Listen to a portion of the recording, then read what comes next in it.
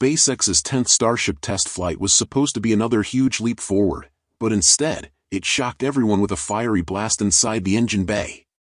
While Starship still managed to complete parts of its mission, hidden details have now come to light about what really went wrong during Flight 10. From engine shutdowns mid-flight, to a dangerous explosion that could have destroyed the world's largest rocket, today, we'll break down what happened during Starship Flight 10, why the engine bay erupted, and what this means for the future of Elon Musk's Mars rocket.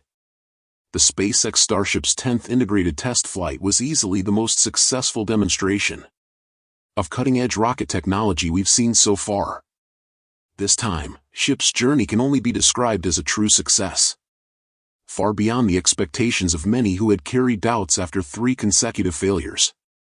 For the first time, Starship demonstrated a level of reliability and performance that began to silence critics and restore confidence in SpaceX's vision for the future. At the heart of this achievement was the Raptor engine system, which played an absolutely critical role in the mission's success. The engines provided the thrust needed to carry ship to the proper altitude for payload deployment. They also proved their strength and versatility during the in-space relight, a maneuver that was executed with precision.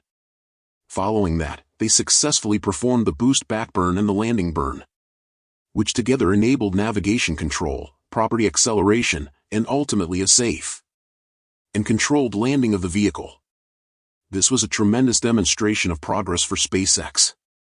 Yet this success did not come without moments of tension.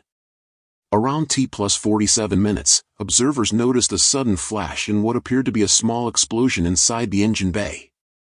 Debris could be seen scattering within the compartment, an alarming sight during an otherwise smooth mission. While the system continued functioning and ship carried on with its objectives, this incident was clearly unusual and demands closer attention.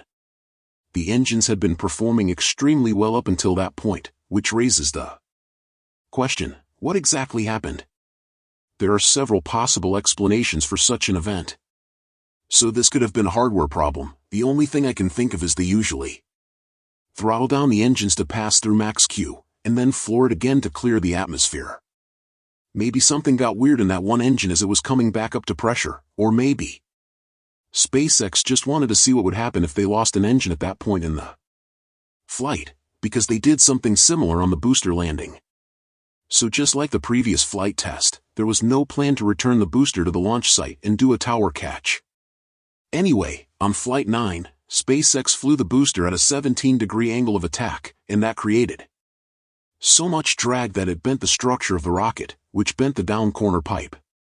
That moves fuel from the top tank to the engines, so when they tried to restart those engines for the landing burn, everything blew up. That did not happen on Flight 10 because they backed off the angle by a few degrees, so when they came in for that landing burn, everything went smoothly except for that same engine that had already failed on ascent. One theory is that the issue may have been caused by an external factor. During hypersonic flight, even the smallest foreign object can cause serious damage to a sensitive system. The engine bay, packed with plumbing, electronics, and structural supports, is particularly vulnerable to such impacts. Some have speculated that a fragment from a deployed Starlink satellite could have drifted back into the engine section. And then, SpaceX finally got the chance to try something new, with the booster that had never been done before. Instead of using the Center 3 engines for the final descent, they intentionally shut one of those down and used the middle ring engine instead. These components are located closer to the engine bay and thus could more realistically end up interfering with its systems. On the other hand, the evidence may point more strongly to an internal cause. One possibility is that the engine system suffered a fuel leak. Fuel leaks can occur if a vent becomes clogged, leading to unregulated pressure buildup inside the lines. Once that pressure exceeds a certain threshold, the line can rupture, spilling propellant into areas of extreme heat. In such a case, it'd take very little for that leaked fuel to ignite and cause a brief but dangerous explosion, meaning that the engine had been firing heavily during ascent, hitting up the entire system. This theory holds some weight. Another possibility involves structural damage caused by vibrations. Rockets are subject to violent shaking during both ascent and re-entry, and even a minor crack or weakness could cause a sudden release of fuel or oxidizer at a vulnerable moment. Combined with the already high thermal environment, such a release could easily ignite. Temperature alone could also have been a factor. During re-entry, ship experiences intense aerodynamic heating. They just wanted to see what would happen in the event that a center engine failed during landing, and the rocket seemed to handle it just fine. The booster came down straight and smooth, then they went down to just the two center engines. The booster hovered in the air, staying almost perfectly still for a few seconds.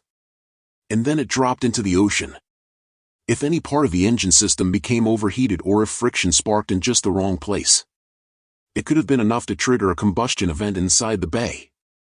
A lot of viewers pointed out that the booster fell pretty far. It was at least 100 or 200 meters above the surface when the engines cut off, so it dropped like a brick and then exploded on impact with the water.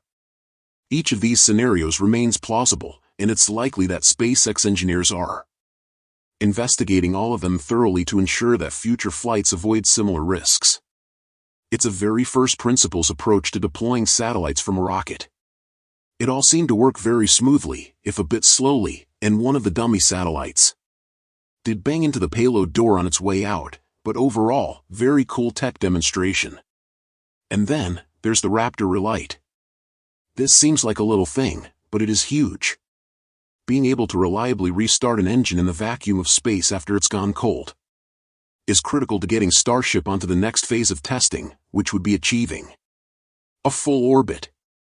A lot of the reason that SpaceX hasn't gone all the way to orbit just yet is because they first need to prove beyond a reasonable doubt that they can get the ship back down again. If they can't perform the deorbit burn, then you essentially have a steel building circling the Earth that will eventually fall back down after a few days. So with that level of success that we got on Flight 10, I'd expect SpaceX to at least strongly consider a full orbit with the ship on Flight 11. And that's about it for today's episode. Thank you so much for tuning in, and that's all for today's update. If you enjoyed watching and found it useful, please make sure to subscribe to my channel and hit the like button. And if you want to support our channel and if you want to be up to date, you can become an exclusive member, so click on our perks through the link in the description below. Thanks to watching and see you next time.